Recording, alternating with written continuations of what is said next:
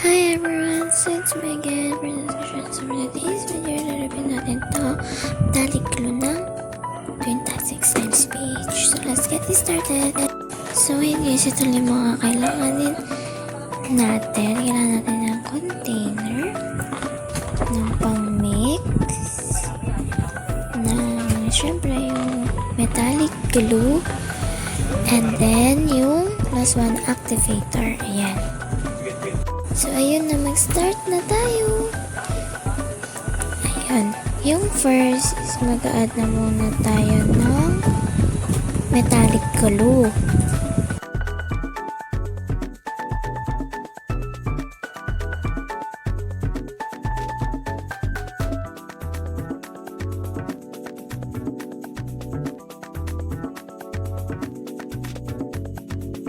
So, ayun guys. So, next, malalagay na tayo ng activator agad-agad. So, guys, little by little lang. Kasi baka ma-activate nyo siya. Pero pag sinabi ko little by little lang, hindi yung sobrang konti. So, baka umabot kayo ng isang oras. So, keep on mixing lang. And pag di pa siya ganun na umagad pa kanyang activator.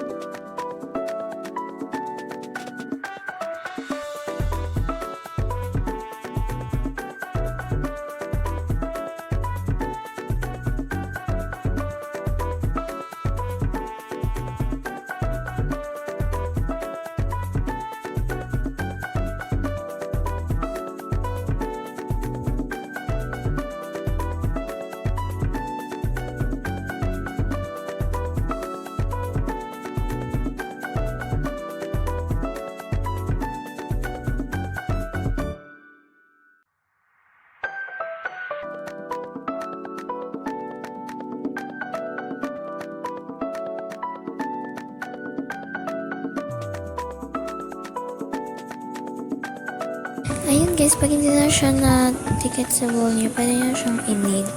Like, knead nyo lang siya. So guys, ayun, i-leave na lang natin siya ng 5 days sa container. So, babalik na lang ako. Bye-bye! Hi guys, so ito na, nababalik na ako sa metallic natin. And ito siya. Super clear na. Wait, open ko. Ayan, so ito siya. Napako, ang ganda niya.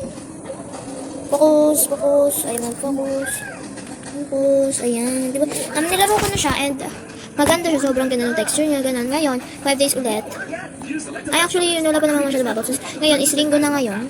Nagayin ko lang siya na vlog kasi madami po akong ginagawa sa school, sobrang dami ng performance, tapos hindi ko pa po natatapos. And ito na siya, maganda siya guys, and bumili na kayo.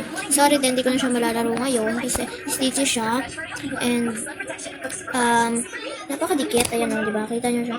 And wala pa nagagawa activator. Ubus na yung nagawa kong activator, guys. So, sorry po, pero maganda siya. Bumili na talaga kayo. So, ayun lang. Bye-bye. Thanks for watching this video. And please don't forget to give this video a big thumbs up. And subscribe to my channel and click the notification bell para ma-notify every na mag-upload po ako ng panibagong video. Bye-bye, guys!